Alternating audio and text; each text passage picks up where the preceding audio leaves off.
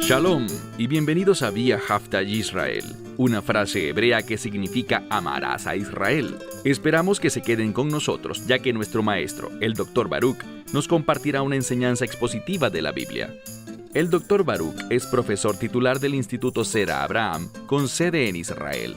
Aunque todos los cursos en el instituto se imparten en hebreo, el Dr. Baruch se complace en compartir esta enseñanza en inglés con doblaje al español. Para más información, visítenos en amarasaisrael.org o descargue nuestra aplicación móvil Mi Estudio Bíblico. Aquí está Baruch y la lección de hoy.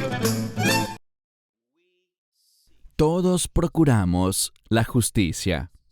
Y durante las últimas semanas hemos venido estudiando leyes, preceptos, estatutos, con el objetivo de saber cómo podemos vivir de una manera justa, apropiada, de una manera que fomente la justicia y que a ninguna persona se le niegue esa justicia.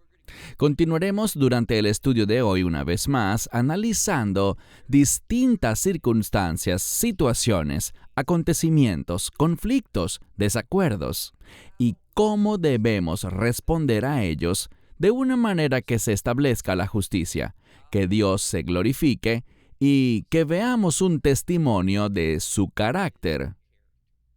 Dicho esto, toma tu Biblia y ve conmigo al libro de Éxodo, capítulo 22. Libro de Éxodo, capítulo 22.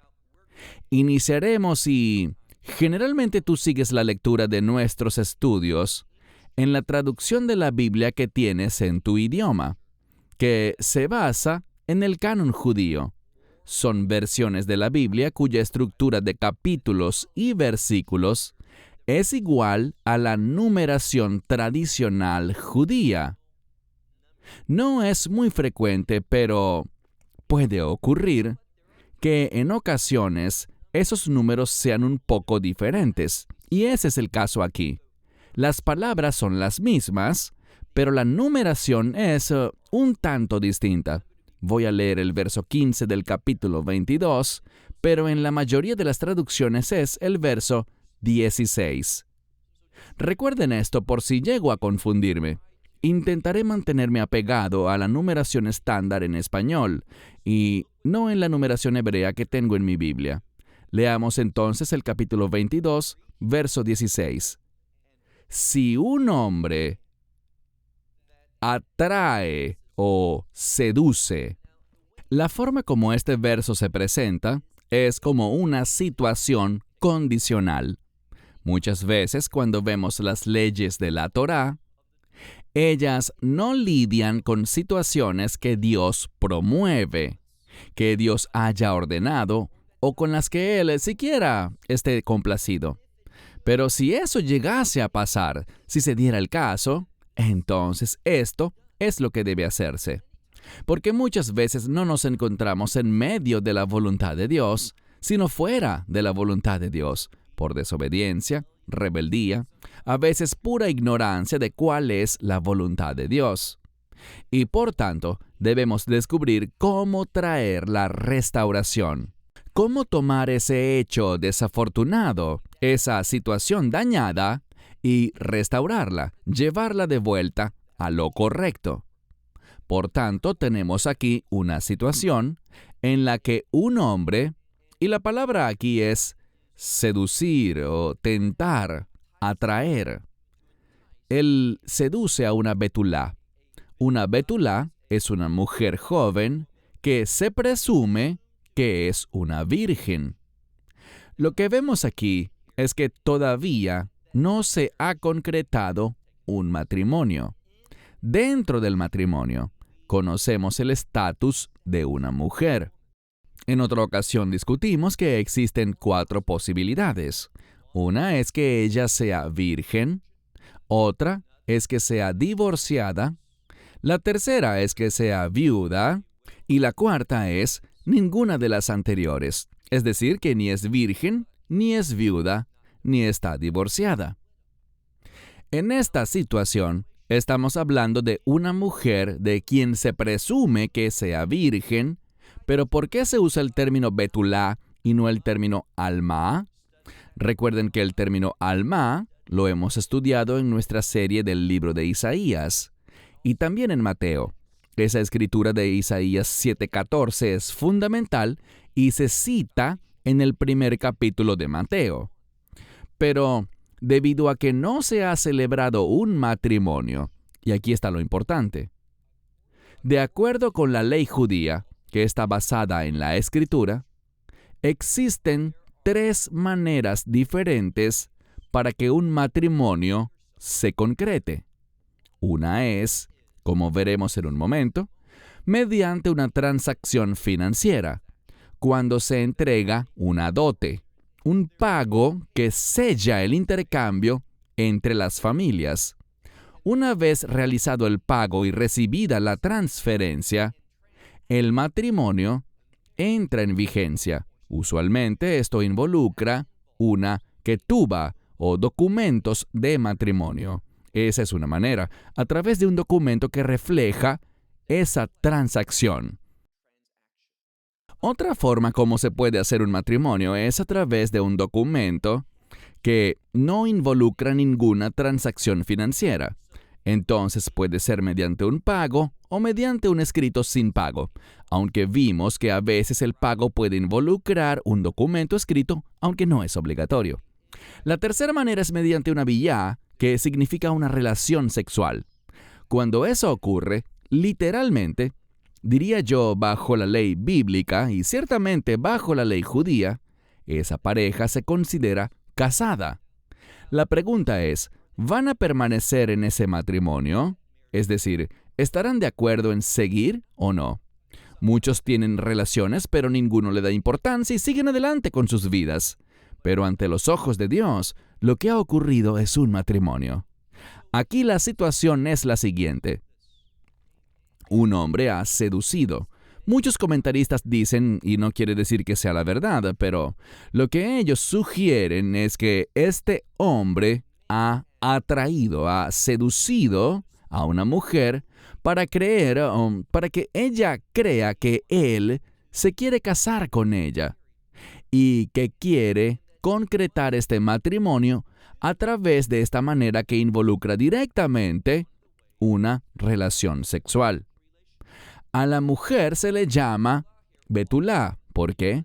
Porque si se va a redactar un documento de matrimonio, la condición de la mujer debe ser verificada, comprobada y establecida. Al decir betulá, se asume su virginidad, pero al decir alma, se certifica que la mujer es virgen. Entonces la implicación en este punto es clara. En este verso se escribe betulá porque en el documento de matrimonio el término debe ser alma. ¿Por qué? Bien, como veremos más adelante en Deuteronomio, si un hombre se casa con una mujer certificada como alma, pero descubre que no es cierto, que ella realmente no es virgen, entonces él tiene derecho a anular ese matrimonio, ya que ella no era lo que profesaba ser. Pero en esta situación, su virginidad no está comprobada, así que él no podrá anular el matrimonio simplemente diciendo que no era virgen. Aquí se usa esta palabra muy importante, betulá. Ella presumiblemente era una virgen. Entonces, si un hombre seduce a una virgen que no se ha desposado, y esto lo aclara todo, porque si estuviera desposada ya existiese un documento, y se acuesta con ella, ¿qué debe hacer? Esto sería lo correcto. Él debe completar esta acción con una transacción. Debería pronto pagar la dote, una cantidad determinada, con el fin de que ella se convierta legalmente en su esposa. ¿A qué hace referencia esto? ¿Cómo podemos entenderlo? Bien, un gran ejemplo de esto es el profeta Osea, Oseas. Recuerden que él se casó con una mujer que era una ramera. Ella no era una mujer de Dios. Y tras su matrimonio, ella siguió practicando la prostitución.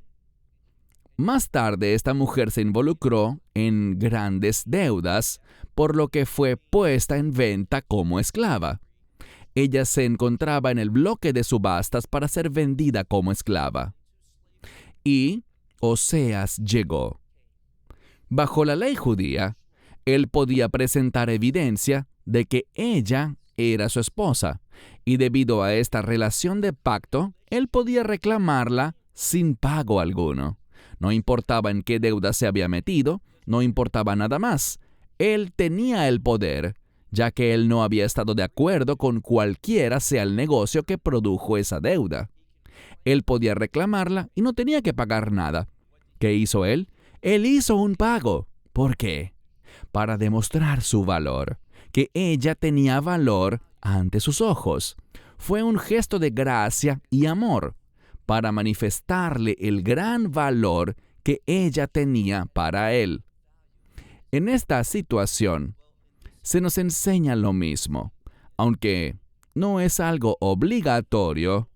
El verso dice que lo apropiado es que un pago sea realizado y que ella sea reconocida formalmente como su esposa. Verso 17. Si su padre, a fin de cuentas, lo rechaza, si él dice, no, yo no estoy de acuerdo con este pacto matrimonial, entonces, dice, le será dado a él dinero, plata le será pagada como una dote. ¿Por qué razón? Este pago es necesario porque ahora todos saben que ella ya no es virgen. Es algo obvio porque ellos estuvieron juntos.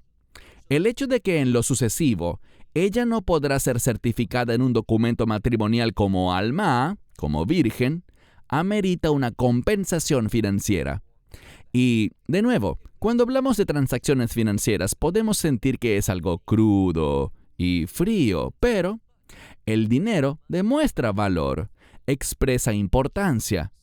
Y esto es lo que Dios está diciendo, que la virginidad tiene importancia, es de gran valor, que hay un costo. Cuando la virginidad es violentada, hay un costo que se debe pagar. Verso 18. Aquí leemos: a la bruja no se le permitirá vivir. Es un término que significa sostener la vida. Quiere decir que las brujas deben ser ejecutadas. Algo importante y una de las razones por las que estudiamos estos versos de esta manera es para aprender principios. Este verso me da a mí el poder o la autoridad. Si yo me encuentro con una mujer, y no aplica solo para mujeres, también habla de hombres que se involucran en el ocultismo. Solo que es más común ver brujas que brujos. Pero este verso me está dando la autoridad de matar a cualquier bruja con la que yo llegue a encontrarme en la calle. La respuesta es no en nuestra sociedad. Porque esto fue establecido para una sociedad que era gobernada por la ley de la Torá, en la que la ley de la Torá era enseñada a todos y todos eran responsables de obedecerla. Esto no es lo que aplica en nuestra sociedad, en ninguna sociedad actual. Existe un principio. Antes de que se pueda aplicar la pena de muerte, hay una necesidad, un requerimiento de que esa persona sepa que lo que estaba haciendo era algo incorrecto y que podía acarrearle la pena de muerte. Si no lo sabía, tenía que ser instruido y darle tiempo para el arrepentimiento. Pero en una sociedad en la que esto se enseñaba y se conocía, sí era una norma aplicable. Y en conclusión, este verso no nos permite salir y matar a personas que estén involucradas en la brujería. Verso 18. Todo aquel que se acueste con un animal, ciertamente deberá morir. El mismo principio. No tenemos el derecho de hacer esto, pero vemos aquí lo que opina Dios, su perspectiva en cuanto a esta abominación. Pasemos ahora al verso 20. Dice aquí: aquel que ofreciere sacrificio a los dioses, y aquí habla de la idolatría. aquel que practique la idolatría, ciertamente, dice aquí, será cortado, dice Geram. Y el significado de este término Geram es destruir algo en su totalidad. Significa ser cortado, ser destruido para no existir más. La idolatría produce la muerte. Y lo que vemos aquí es algo que según muchos eruditos implica que existe una relación entre la brujería, la perversión sexual y este otro punto, la idolatría. Estas tres cosas, brujería, perversión sexual e idolatría, todas trabajan en conjunto. El verso 20 al final termina diciendo que aquel que ofrezca sacrificio a los dioses, el idólatra, ciertamente será destruido. Solo al Señor, es decir, solo a Yud-Hei, Vav-Hei, al Dios de Israel únicamente, ofrecerán sacrificios. Verso 21. El verso 21 tiene implicaciones muy importantes para Israel en la actualidad. Y la razón por la que lo digo es porque tenemos refugiados. Muchos de Sudán, por ejemplo, de Eritrea y de otras naciones. Y en mi opinión, el gobierno de Israel no ha sido tan amable, tan empático, tan cooperador y tan de ayuda como debería ser. Ni los ciudadanos se han comportado como tienen que hacerlo. ¿Por qué lo digo? Leamos el verso 21. Dice, al extranjero, en hebreo es ger, que no se refiere a un prosélito, sino a alguien que vive en Israel y que no es judío, no es parte del pueblo del pacto. Dice, al extranjero no maltratarás o no oprimirás. Y luego utiliza un término que podríamos traducir como estrés. No lo pongas en posiciones difíciles, no lo explotes, ni lo pongas en una situación adversa en la tierra. ¿Por qué no? Ki garim haitim ve'erz Mitzrayim, porque ustedes fueron extranjeros en la tierra de Egipto. ¿Nos gustaba sentir maltrato y esclavitud en Egipto? No. No hagas con otros lo que no quieres que hagan contigo. Al contrario, haz tú por los demás lo que quisieras que hicieran contigo. Estamos viendo este mismo principio aplicado a una situación específica. Verso 22. A ninguna viuda ni huérfano afligiréis. Lo que la Escritura nos está diciendo es que en aquella época, y de cierta manera todo sigue igual, las viudas y los huérfanos usualmente carecen de recursos materiales. Carecen de alguien que les provea y defienda, por lo que son fácilmente oprimidos y se aprovechan de ellos. En muchas culturas, eso es lo que ocurre. Pero Israel debe ser diferente. Dios le está instruyendo esto a su pueblo de fe, y tú deberías practicarlo también, seas judío o no, vivas en Israel o no. No los oprimirás ni los afligiréis. Solo porque puedas aprovecharte de alguien, no lo hagas, especialmente si es viuda o si es huérfano. Verso 23. No los afligiréis, porque ellos clamarán a mí, y yo ciertamente oiré su clamor. Dios está diciendo, yo estoy escuchando, y ciertamente oiré su clamor. ¿Y cuál será su respuesta? Presten atención, verso 24. Y mi ira. En cuanto a este término, seguramente has oído la frase, está como una fiera. Bueno, esta sería la versión en hebreo para decir eso mismo. Dios dice que se encenderá en ira, que estará furioso, y dice, los mataré con espada. Y luego dice, y sus mujeres o sus esposas se convertirán en viudas y sus hijos en huérfanos. Algunos interpretan esto basado en esta frase que dice aquí, yo les mataré con espada, que esto significa cuando una sociedad, Israel en este contexto, es una sociedad opresiva, explotadora, que se aprovecha de la gente simplemente porque puede hacerlo. Cuando eso se convierte en la norma dentro de una sociedad, lo que Dios está advirtiendo, según interpretan algunos, es que matar con espada significa que Él hará venir un ejército.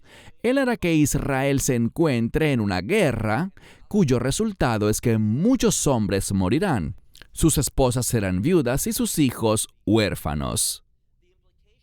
La implicación simplemente es que cuando no practicamos la justicia dentro de una sociedad, eso traerá el juicio sobre nosotros por parte del enemigo.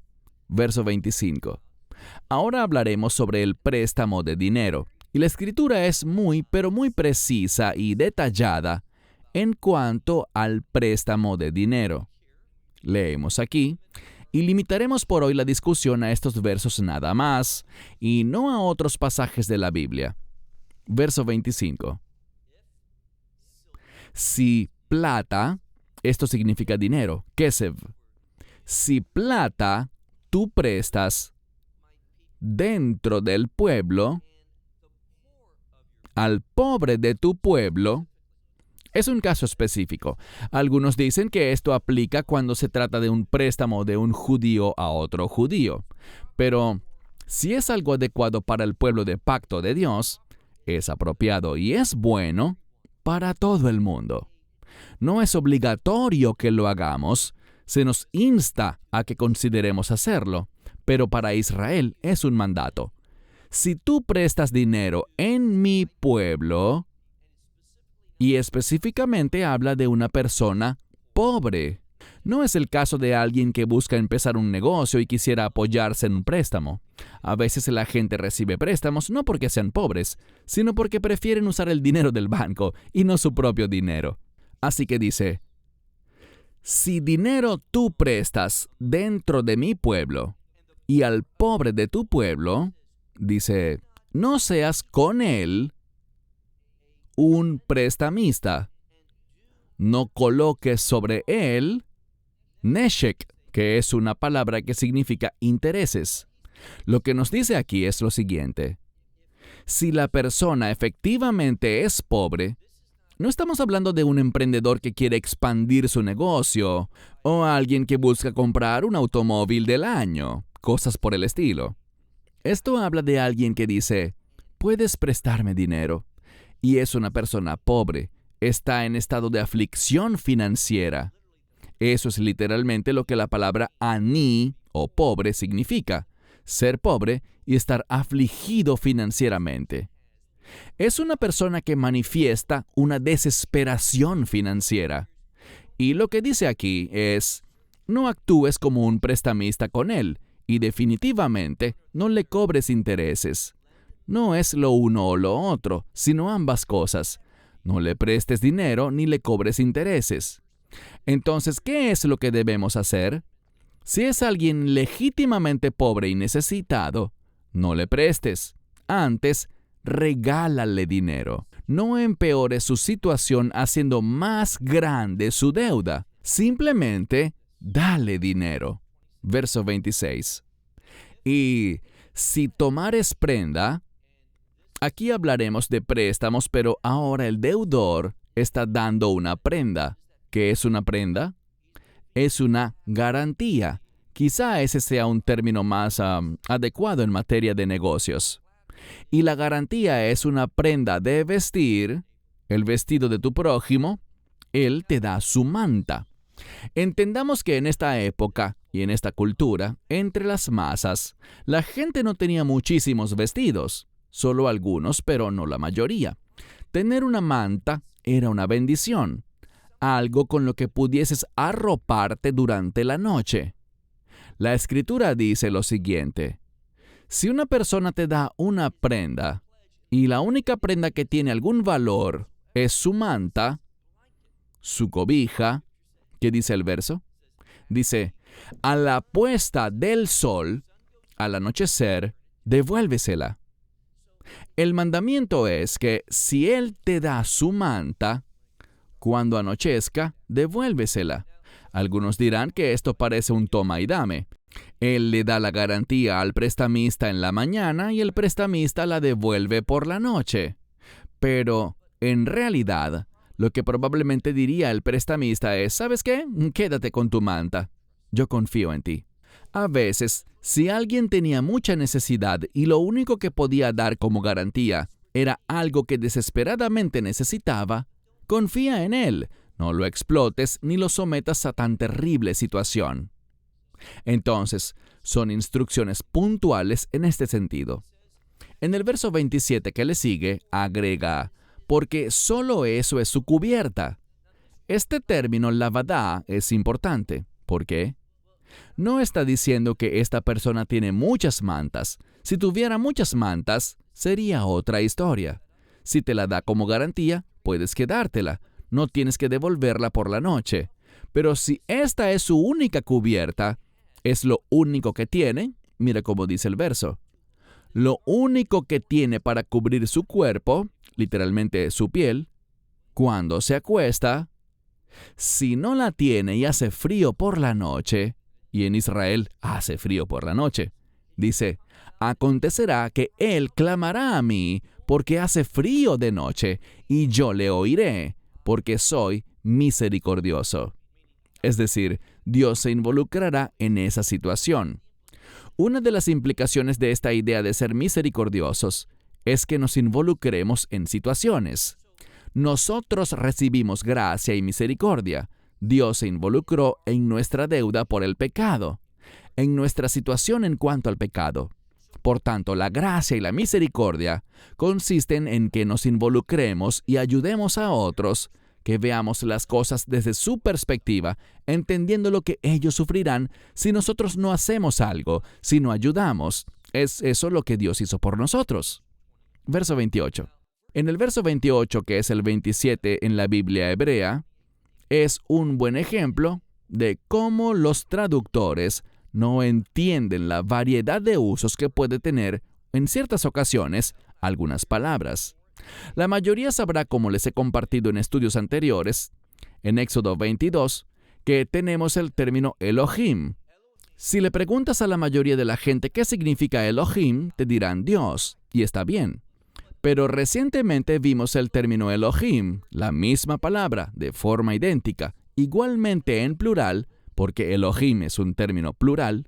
Generalmente esta palabra plural, Elohim, se utiliza para designar al único Dios verdadero, el Dios de Israel, y se acompaña de un adjetivo singular o de un verbo singular para que haya consistencia. Pero si queremos hablar de varios dioses, podemos utilizar el mismo término, Elohim, pero el contexto aclararía que estamos hablando de idolatría, porque se acompañaría con verbos o adjetivos en plural, y el contexto lo haría obvio.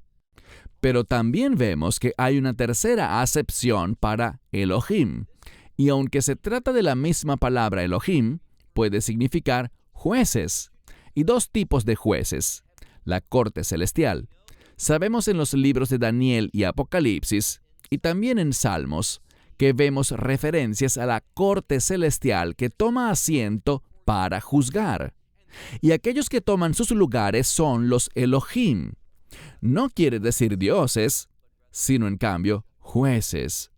Y podemos usar el término Elohim para jueces como sinónimo del término hebreo shoftim, que es la palabra normal para jueces.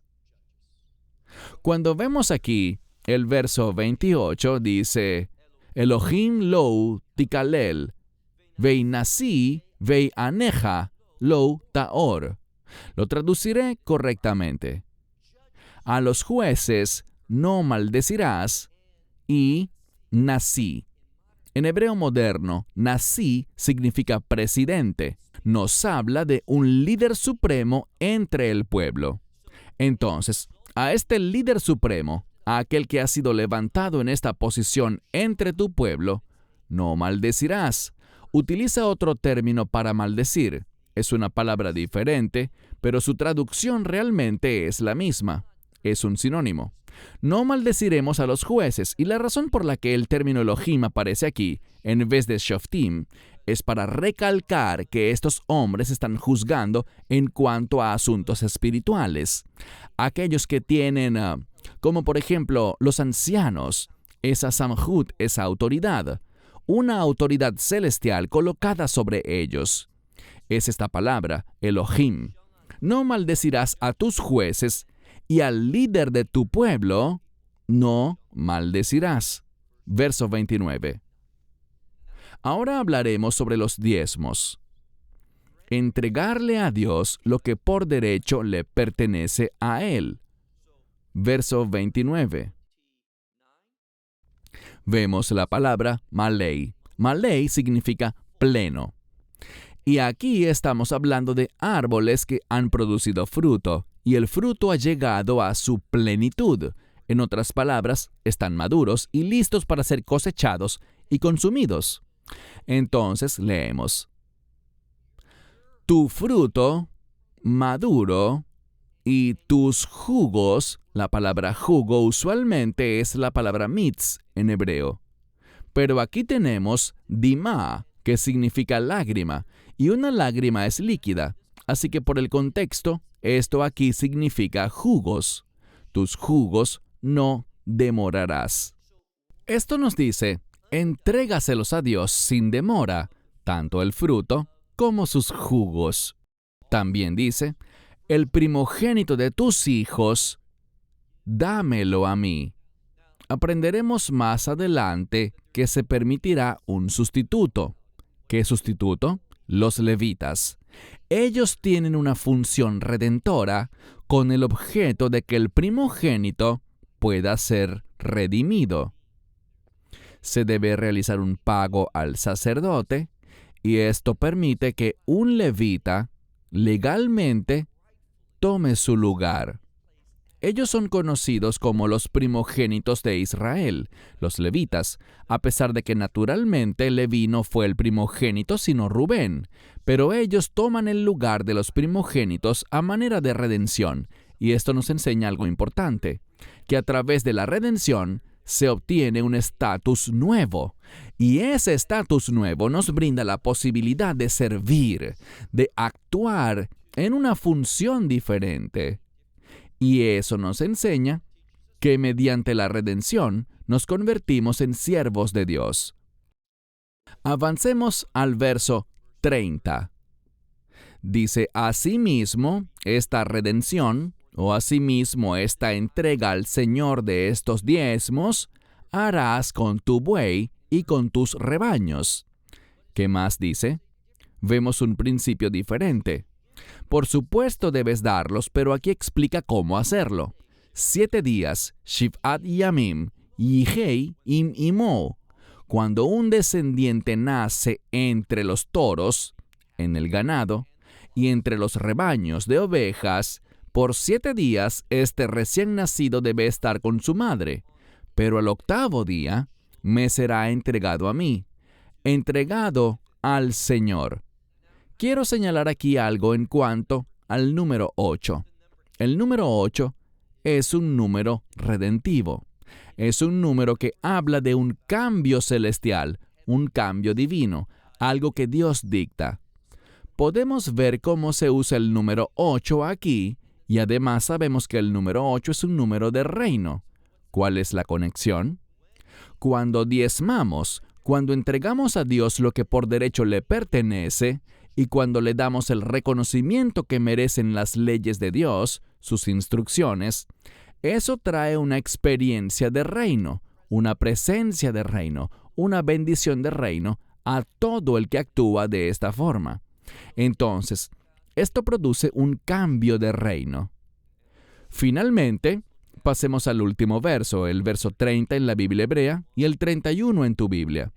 Y este es un versículo resumen que también incluye un llamado. Es muy importante que tú y yo recordemos el llamado que tenemos. Y nuestro llamado general está justo aquí donde dice Ve'anshei Kodesh Tihiyun Li, que significa pueblo santo. El término Anashin puede significar pueblo o puede significar varones. En este caso, estas cosas son reglas que aplican para hombres y mujeres, por lo que lo traduzco diciendo, un pueblo santo serán ustedes para mí. Es bueno también que hagamos esto personal. Yo debo ser santo para Dios. Ese es un llamado que toda persona tiene, y ciertamente todo creyente estará deseoso y entusiasmado por cumplir ese llamado. Quiero hacer una pausa y, de nuevo, evitaré decir el nombre de este individuo. Se trata de alguien muy conocido, un maestro de la Biblia. Realmente no importa su nombre, sino lo importante es su falsa enseñanza. Lo he escuchado por bastante tiempo ya, y lo que más me molesta es que él enseña que estos principios son naturales. No solo son para el creyente, sino también son naturales para el no creyente. Y les daré un ejemplo para que me entiendan. Él dice, camina en el Espíritu. Y para él eso significa, haz lo correcto. Tú puedes, tú sabes que es lo correcto. Pero hay un problema. Una persona no regenerada, alguien que no ha nacido de nuevo, que no es salvo, no tiene la capacidad de saber qué es lo correcto. Ni siquiera podrá entender correctamente la revelación de Dios. Muchísimo de lo que Dios espera tiene que ver solo con creyentes. Así que no debemos decirle a alguien que ha rechazado a Yeshua, que le ha dicho que no al Evangelio, que no es seguidor de Jesús de Nazaret, no debemos esperar que él entienda esto y sea capaz de cumplir estos principios. No, si no ha aceptado al Mesías en su vida, de ninguna manera puede cumplir estas cosas. Muchas cosas que Dios nos llama a hacer, y de hecho yo diría todo lo que Dios nos llama a hacer, solo podemos hacerlo de una manera que le agrada a Él, si literalmente es el Espíritu Santo quien se mueve y opera en nosotros. Por esto es que Él recibe toda la gloria y no nosotros. Entonces, una persona que no ha sido redimida por la sangre del Mesías no puede ser una persona santa. Leemos, un pueblo santo, ustedes serán para mí. Y luego agrega, carne en el campo. Este es el término besar y nos habla de carne animal.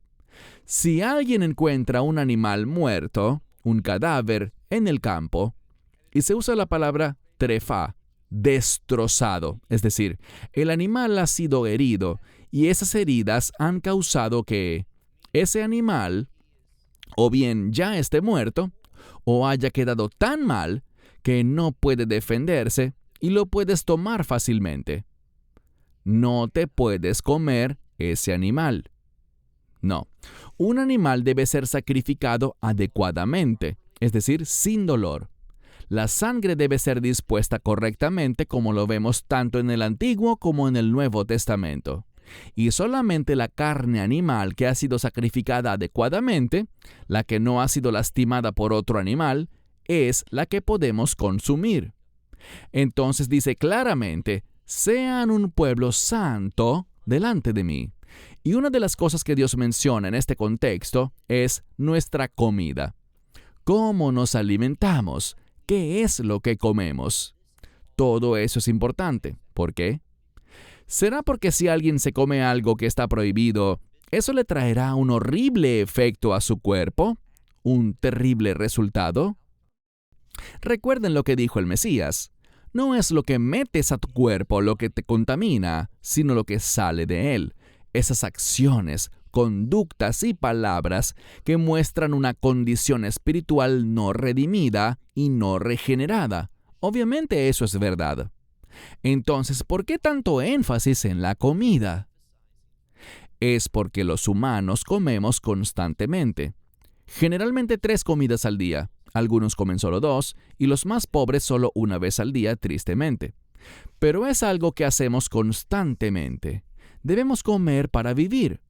Y nos recuerda que se supone que Dios debe regular nuestro vivir, que estemos bajo su autoridad en lo que comemos. Y además nos recuerda que debemos estar bajo la autoridad de Dios en todos los aspectos de nuestra vida. Por esto dice, leemos, «Sean un pueblo santo delante de mí. La carne en el campo que ha sido destrozada, no la coman, sino que en cambio, arrójenla a los perros».